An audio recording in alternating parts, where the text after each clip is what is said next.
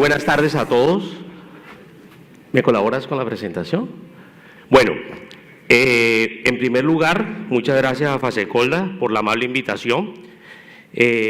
Cuando Luis Eduardo me llamó, no me dijo que iba a hablar de Open Insurance. Luis Eduardo me invita a hablar de Open Finance. Entonces, cuando veo en la agenda académica el tema de Open Insurance, comienzo a buscar literatura sobre el mismo y les quiero decir algo. En Amazon no hay nada, en Wiley & Sons no hay absolutamente nada. Entonces quedé más tranquilo porque dije, bueno, vamos a hablar de un tema sobre el cual es totalmente desconocido para todos. Pero no resulta ser así. ¿Me colocas la presentación, por favor? Ah, ya, listo. Cuando nos comienzan a hablar del tema de Open Insurance y no hay absolutamente nada, resulta que uno tiene que acudir al concepto básico. Ese concepto básico es el Open Finance. ¿Qué es el Open Finance? El Open Finance es compartir. ¿Qué vamos a compartir? Vamos a compartir la información de los consumidores con terceros autorizados. Y aquí viene un tema que es muy importante. Resulta que cuando nosotros decimos que vamos a compartir nuestra información, y hoy en la presentación de la doctora María del Pilar Galvis nos señala que el oro es uno de los temas, que la información hoy en día es el oro, y si ustedes recuerdan en la presentación de Gabriel, nos indican que el petróleo es el nuevo oro, y que los datos, perdón, son el nuevo petróleo. Cuando mirábamos eso, tenemos que tener presente un tema que es fundamental. Cuando nosotros hablamos de información, es el activo más valioso que tienen los bancos. Los bancos, todos pensamos que el activo más valioso es la cartera, pero resulta que no, el activo más valioso son los datos que tienen de nosotros. Los bancos tienen el perfil transaccional de sus clientes, ese conjunto de hábitos, de costumbres, de prácticas que tenemos nosotros y que le van a dar a los bancos, por fin apareció, que le van a dar a los bancos la posibilidad de ¿qué? De conocernos a nosotros. Por eso cuando hay una transacción que se sale de nuestro perfil transaccional, los bancos tienen la posibilidad de bloquearla. En este orden de ideas, Open Banking es simplemente compartir información estandarizada de los consumidores con terceros autorizados. Open Finance es un espectro mucho más amplio. Una parte de la doctrina dice vamos a meter ahí al sector asegurador. Otros dicen no, vamos a meter ahí a las sociedades fiduciarias con las inversiones de los fondos de inversión colectiva, y otros dicen no, metamos a las sociedades comisionistas de bolsa para que podamos hacer inversiones. Ese es el tema de Open Finance, pero nuestro Plan Nacional de Desarrollo dio un salto mucho más allá. Si ustedes miran el artículo 89 del Plan Nacional de Desarrollo, no hace mención al tema específico de Open Banking o de Open Finance. Dice no, vamos a compartir todos los datos de las entidades públicas y privadas para que se pueda acceder al sistema financiero. Es decir, se dio un salto mucho más alto al tema del Open Data. Con esto, en la composición del lugar, hoy se ha venido escuchando durante todo el día el tema de las Big Techs, Alphabet, Amazon, Apple, Microsoft, Meta, son las empresas que hoy en día nos permiten a nosotros desarrollar la actividad que aquí se hace, del sector asegurador, del sector financiero y del mercado de valores. Sin estas compañías, nosotros no pudiéramos desarrollar nuestra actividad. Y en ese orden de ideas se ha desarrollado un ecosistema, todos los asuntos de los bancos que están relacionados con los temas de pago, todos los temas de protección de datos, todos los temas de competencia, todo esto hoy en día depende de los asuntos de las Big Techs. Y aquí hay que tener un asunto muy presente. Pasamos, y ayer un poco nuestra delegada de seguros lo mencionó, pasamos del too big to fail al too tech to fail. ¿Qué va a pasar el día que Google no nos funcione? ¿Qué va a pasar el día que Amazon tenga un problema con los temas de garantías extendidas de los productos que ya se están ofreciendo a través de la plataforma? ¿Qué va a pasar el día que la cuenta de ahorros de Apple con Goldman Sachs se tome todo el mercado? ¿Qué va a pasar con todo esto?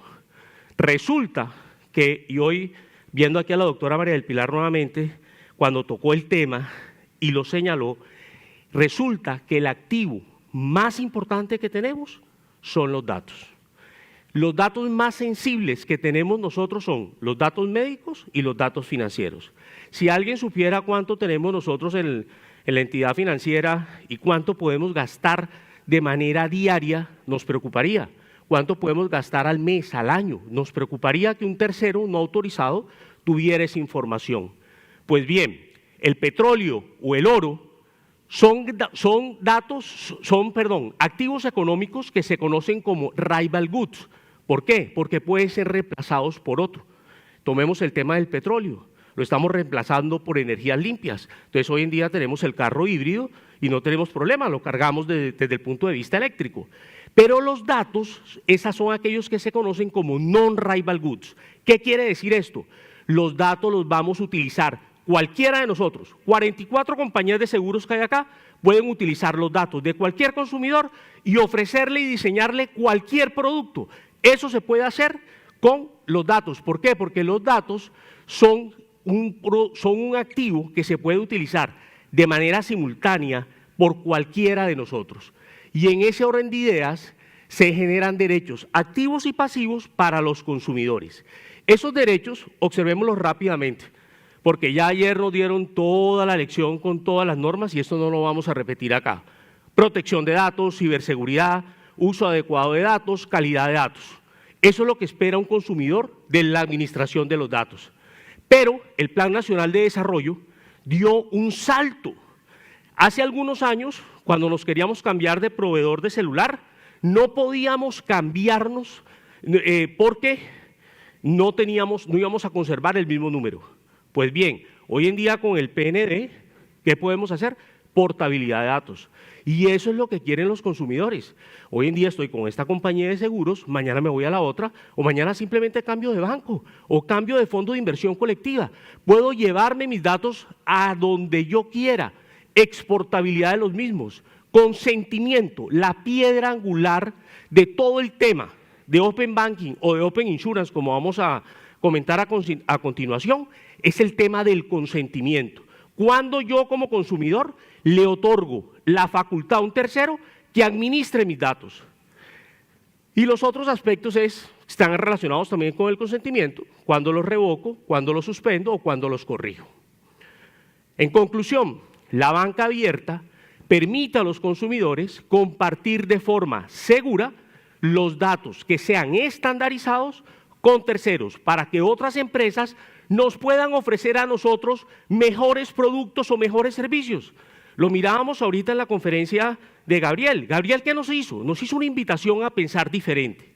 Señores, nosotros aquí como consumidores, si tenemos el tema de Open Data implementado, podemos cambiar la póliza del automóvil, la póliza del seguro de vida, la cuenta de ahorros, la cuenta corriente, el fondo de inversión colectiva, a donde nos brinden el mejor servicio, la menor comisión y donde nos sintamos bien tratados como consumidores. Pero, como tenemos que mirar desde el punto de vista jurídico, aquí hay una serie de preguntas que son claves. ¿Puede un consumidor medio entender el alcance de este nuevo sistema? Todos sabemos, cuando estamos haciendo, por ejemplo, un pago en PCE, nos dice, para poder avanzar, tiene que marcar la casilla de que usted leyó y entendió los temas de protección de datos. ¿La leemos? No, marcamos la casilla y avanzamos. O cuando estamos llamando a un banco, si usted permanece en la llamada, usted acepta nuestra política de protección de datos. Permanecemos en la llamada porque necesitamos hacer la operación, pero no conocemos la política de protección de datos. No sabemos qué estamos autorizando. Y viene entonces otro tema. Si un consumidor medio entendiera la complejidad de dichas autorizaciones de datos, ¿tendría la oportunidad de negociar los términos de esa autorización? Respuesta, no. ¿Por qué? Porque nos encontramos frente a productos que tienen un tráfico mercantil de una velocidad súper dinámica. Si ponemos a negociar algo, no vamos a hacer ninguna clase de negocio. En ese orden de ideas, la banca tradicional, ¿por qué es fuerte? ¿Por qué se fortalece? ¿Por qué ustedes tienen el producto de banca seguros como el producto más importante de su portafolio y por qué se pelean por ello? Porque la banca tradicional es dueña de los datos. La banca tradicional se apropió de los clientes desde hace 100 años, inclusive mucho más. Y las firmas fintechs lo que están tratando de hacer es competir en los temas de agregar pagos para que el sistema financiero pueda ser más eficiente. Pues bien, el tema del Open Finance nos muestra competencia fundamental. Innovación, no voy a hacer ningún comentario, creo que hoy se han hecho todos. El tema de inclusión financiera. Miren, el índice de inclusión financiera de Colombia es bastante alto y estamos muy bien allí. Nos falta hacer un poco más, pero no podemos dejar de lado la protección del consumidor. Y acá llegamos a las funciones que tiene este tema. La autonomía del consumidor. El activo más valioso es que él es el dueño de sus datos. ¿Y eso qué implica? El conocimiento de esto y otro, que él se sienta dueño, empoderado para permitir que un tercero pueda usar los mismos. Y en ese orden de ideas está el tema de la propiedad de los datos, cómo los comparte, quién puede acceder a los mismos y la transferencia de aquellos. Señores, ¿cómo se puede hacer esto? Hay dos formas. Uno, la puerta de atrás. La puerta de atrás se llama screen scraping. Ya lo están haciendo. Cada vez que, en los ejemplos que cité, cada vez que nosotros permitimos que un banco o una aseguradora pueda utilizar los datos, les quiero decir algo, ya hay robots que sus compañías o que los bancos están utilizando. ¿Para qué? Para copiar nuestra información, para automatizar la misma, analizarla y almacenarla, supuestamente para brindarnos el mejor servicio. Lo que no sabemos acá es qué autorizaciones hemos dado para que los bancos utilicen dicha información. Ese es lo que se denomina el backdoor. La otra forma es esta, la del Open Finance. El Open Finance es, Gustavo, le voy a dar las llaves de mi casa para que usted entre a mi casa. Es decir, usted va a entrar por el front door, usted va a entrar por la puerta al frente y va a entrar con mi permiso, con mi autorización. ¿Cómo se hace eso? Con lo que han mencionado a lo largo de todas las presentaciones de la mañana, que son con las APIs. Las APIs son interfaces de programación de aplicación que, mientras va avanzando esta conferencia, les quiero contar que ya han salido por lo menos 30 APIs en aprobación en el Registro Mundial de APIs para el sistema financiero. Se generan al día cerca de 150 APIs en el mundo para el sistema financiero. ¿Por qué? Porque la llave de todo esto es cómo compito con esos grandes, cómo me vuelvo realmente un competidor de la banca o de las compañías de seguros, pero buscando siempre brindarle un mejor servicio a los consumidores. En el marco internacional, y no me voy a detener en esto simplemente para mencionarlo, este tema arranca en el Reino Unido, se vuelve obligatorio, lo siguen los australianos, se vuelve obligatorio, y lo más importante es cuáles son los estándares que se utilizan para compartir la información. ¿Por qué esto es relevante? Señores, de acuerdo con el proyecto de circular que sacó la Superintendencia Financiera a lo largo de este año, la Superintendencia tiene que definir el próximo año 3 estándares que nos van a afectar a todos los que estamos aquí presentes. Primero, el estándar de datos. Internacionalmente se ha utilizado uno que se llama el JSON, el estándar de las APIs, que es el REST, y el estándar de seguridad para las transacciones financieras, que tiene que ser encriptado y tiene que estar protegido para prevenir los temas de fraude electrónico. Este es el OAuth 2.0. Esos son los 3 estándares que tiene que definir la Superintendencia Financiera el próximo año. Con esto llegamos a otro aspecto fundamental. El Open Banking se centra en la competencia. Y hablemos de competencia en el sistema financiero, porque este es un tema complejo, es un tema que afecta a los grandes, y eso es lo que decimos. La Sobancaria lo abordó, y la Sobancaria, sin sonrojo alguno, llegó e indicó, bueno, vamos a mirar esto por el número de competidores, por el poder de mercado y por el nivel de concentración. Actualmente tenemos, en los últimos más o menos 20 años, los mismos establecimientos de crédito, contamos con 61. De estos establecimientos de crédito, 29 son establecimientos bancarios y observemos lo siguiente. Colombia está por debajo de México y Panamá, pero por encima de los otros 19 países de América Latina. Y llegamos a un tema que uno dice, bueno, ¿el problema será el número de competidores o el problema será el poder de mercado? En los Estados Unidos, todos conocemos qué es Visa, pero les voy a dar unos datos. Visa tiene 500 millones de usuarios en tarjetas débito, ojo, no crédito, débito en los Estados Unidos. Visa domina el 75% del mercado online, de compras online en los Estados Unidos. Y realiza al año cerca de 52 billones de transacciones con tarjetas débito. Pues bien, en un mercado en el cual Visa es claramente el dominador, aparece una fintech que se llama Play. Play tiene unión con 11.000 bancos hoy en día, cerca de 200 millones de usuarios, y Play comienza a competir con Visa. ¿Por qué? Por el servicio. Resulta que Play le entrega a los consumidores información consolidada, resumen de sus gastos, le establece conductas y patrones a los consumidores e incluso le hace proyecciones financieras.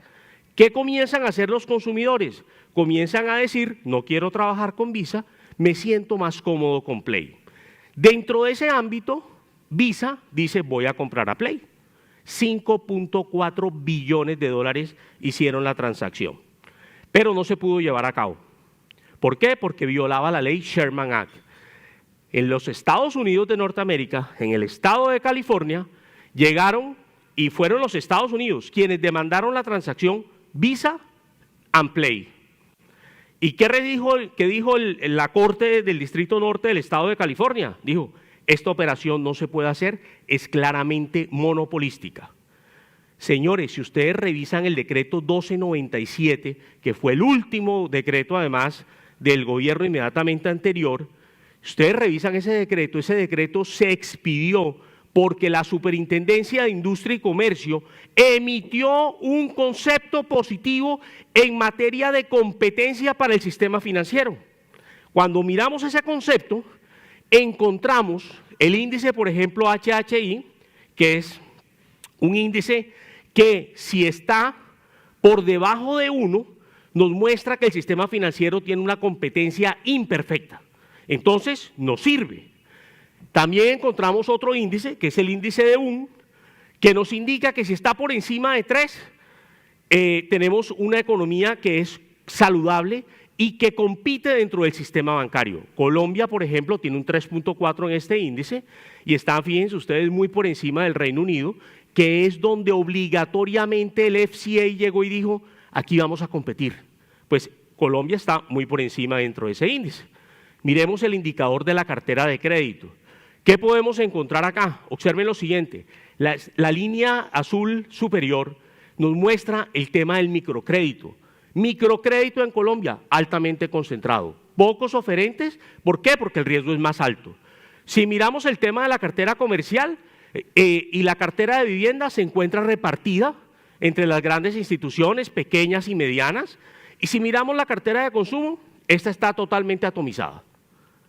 Conclusión, Colombia tiene una concentración moderada y lo que hace la Superintendencia de Industria y Comercio es darle el visto bueno a la URF para que se pueda expedir ese decreto 1297. Entonces miremos a lo que Luis Eduardo me invitó en la tarde de hoy, miremos el tema del Open Insurance. ¿Y aquí qué tenemos? Competencia. Nuevamente el tema de la competencia vuelve a ser relevante.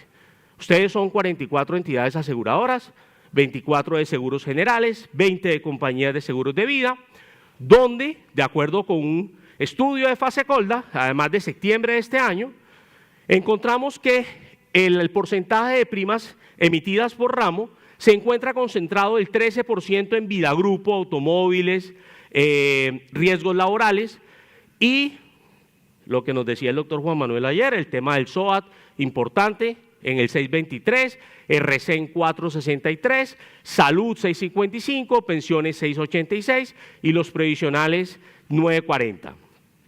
¿Quiénes se llevan este pastel? Este pastel se lo está llevando Sura Vida con un 1473, Alfa Vida con un 1116, Sura con generales con 733, Bolívar Vida 692, Previsora 471, Azulado 442, Sociedades Comerciales Bolívar 434, Mafre cerca del 4, Positivo igual y Mundial igual.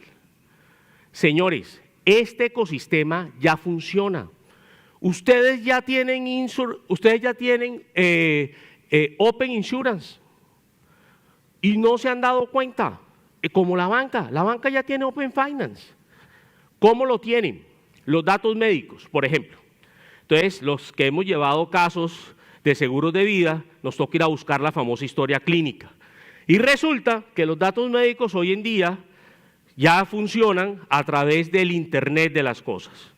Nuestro Apple Watch nos puede mostrar la frecuencia cardíaca, nuestro tema respiratorio, cuánto hemos corrido, todo lo que nos decía Gabriel esta mañana. ¿Y esa información a dónde puede ir? Puede ir a Apple. Puede ir a Apple. La última actualización de Apple nos indica eso. Datos demográficos los podemos sacar en línea, no hay que ir a buscar el último estudio del DANE. La exposición de datos la tenemos a través de call center, reclamaciones digitales, cuentas digitales. Los datos del comportamiento de una persona. Ya tenemos temas de geocoding data, que fue lo que nos mostró Gabriel esta mañana. Si se nos perdieron los datos, la historia clínica, no importa. Nos sacan una gota de sangre y tenemos todos los datos genéticos. Es más, nos pueden decir para qué enfermedades inclusive estamos predispuestos. Los datos de la población, tenemos toda la información financiera de una persona. Entonces, cuando miramos toda la información que ya tenemos, en los productos que ya tenemos, encontramos varias cosas. Primero, el Open Insurance, básicamente nos dicen, ¿sabe qué? La industria aseguradora ya existe este tema y existe ¿cómo?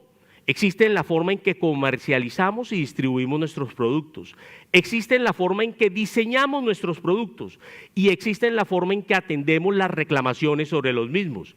Esto nos da el esquema de supervisión y gobernanza de producto, que ustedes lo hacen, y va un poco ligado también cuando uno mira el mercado de valores con el deber de asesoría, cómo se distribuye a través de los intermediarios, cómo se hace esa suscripción que cada día es más consciente, más técnica, cómo se relaciona todo esto con el consumidor, que tenemos un ecosistema bastante amplio y protegido, cómo atendemos los reclamos y, lo más importante, cómo no le va a doler a los accionistas cuando miren su capital, su relación de patrimonio técnico. Pues bien, ejemplos de la vida real. HSB en Alemania tiene un producto que se llama Digital Risk Engineer, donde coloca una serie de aparatos y sensores en los edificios. Entonces, si algo sucede, los consumidores van a recibir un anuncio de manera inmediata y ellos se van a poder mover y van midiendo su riesgo. HDI Global hace lo mismo en temas de equipos y maquinaria, con temas de Internet de las cosas. Ladder tiene un tema de seguros de vida como los que mencionó Gabriel. Entonces, si la persona de verdad se cuida, su prima va a mejorar. En temas de seguros de daños, lo comentábamos hoy, el tema de Lemonade, que además es muy sencillo, y productos que conocemos, como uno que implementó SBS, el tema de seguro por kilómetro. Entonces tenemos, por ejemplo, yo voy a pagar en el surtidor, pago la prima de mi seguro cada vez que le echo combustible a mi vehículo, o utilizo sistemas telemáticos con los cuales pago con base en el kilometraje que voy consumiendo, o utilizo la telemática para ver cómo le voy a cobrar la prima a ese conductor, porque si el conductor frena bruscamente, se excede en el límite de velocidad o utiliza carreteras que no son, digamos, muy seguras, pues de pronto le voy a subir la prima a ese señor, o si la persona se excede en la velocidad, le voy a aplicar una sanción económica. Y todo esto sumado a lo que ustedes ya hacen de Big Data, calificación de las reclamaciones, detección de fraude, modelos de comportamiento de sus consumidores y la utilización de las redes sociales. ¿Cuántas veces no hemos escuchado a la persona que va y reclama una incapacidad y vemos en Facebook que estaba bailando? Entonces, esos son temas muy importantes.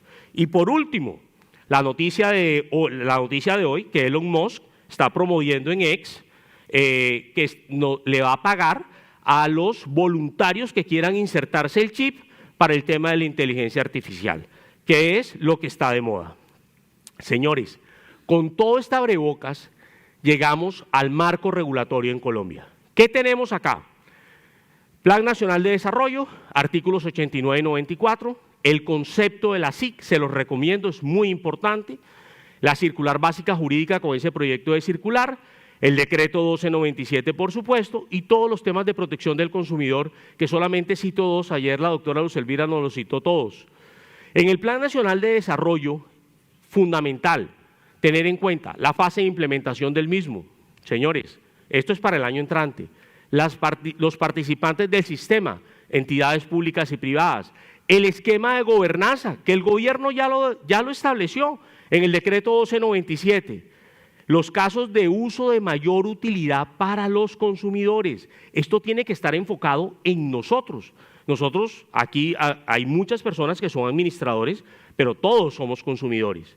El esquema de monitoreo del avance de la implementación, que se supone que lo está haciendo la URF, el tema de estándares tecnológicos, los tres que mencioné, y las tipologías de la información que pueden ser empleadas para facilitar el acceso de productos y los servicios financieros. También está el artículo 94, donde el legislador define el esquema que vamos a utilizar, el mandato para las entidades y el gobierno. Esto no es opcional, ese es otro tema. Esto no es como en Singapur, que vamos a ver si lo hacemos o no lo hacemos. Esto es como en el Reino Unido y como en Australia. Nos tocó. Esto es la realidad que tenemos. Los principios y las reglas de seguridad es lo que nos va a definir a nosotros realmente el marco de acción. Y yo pienso que aquí es donde la Superintendencia Financiera y la URF nos van a tener que arrojar, digamos, las mejores luces para no equivocarnos, y la protección del consumidor financiero. El decreto 1297 básicamente lo que nos trae es el tema de tratamiento y comercialización de datos, cómo los vamos a hacer, pero nosotros ya tenemos un marco legal para eso. La ley 1266, la ley 1581, los decretos respectivos, y el ofrecimiento de servicios a través de ecosistemas digitales, que ya lo estamos haciendo. La banca lo hace a través de los agregadores de pago. Ustedes lo hacen en los mecanismos de comercialización y distribución. Por eso, y para finalizar, en el concepto de la Superintendencia de Industria y Comercio se tocan 5 temas. La determinación de los precios y la voluntad de contratar. Esto va a ser muy importante. Señores, si nosotros somos capaces de mostrar que el sistema financiero, el sector asegurador y el mercado de valores tienen la capacidad de brindar nuevos servicios con mejores precios, este sistema llegó para quedarse. La consolidación de posiciones dominantes en el mercado, no hay. Lo ha dicho, digamos, todo el estudio que sacó la SIC y los indicadores que saca la Asociación Bancaria son bastante fuertes y técnicos en ese sentido. El aprovechamiento de las asimetrías regulatorias, eso sí existe. Y aquí la URF va a tener que hacer una tarea bien grande. La ausencia de reciprocidad en el flujo de la información. No podemos afectar a los consumidores en la aplicación de esta nueva regulación.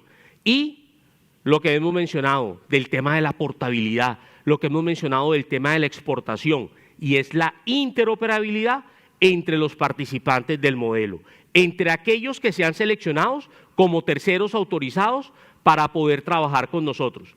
No voy a hacer comentarios sobre la ley 266 y 1581, que son bien conocidas por todos, y en el proyecto de la circular externa, simplemente poner de presente lo siguiente, y rescatando las palabras ayer del doctor Morales en relación con el papel de los gremios, tenemos que sentarnos con la Superintendencia Financiera muy rápidamente. ¿Por qué? Porque la necesidad de establecer los estándares tecnológicos y de seguridad, de eso depende de que este modelo sea exitoso. Y voy a ir más allá. El tema de las finanzas abiertas nos muestra una oportunidad tan grande que hace que el mercado sea prácticamente infinito para nosotros. De allí la importancia de sentarnos como gremio con ellos. Muchísimas gracias, muy amables.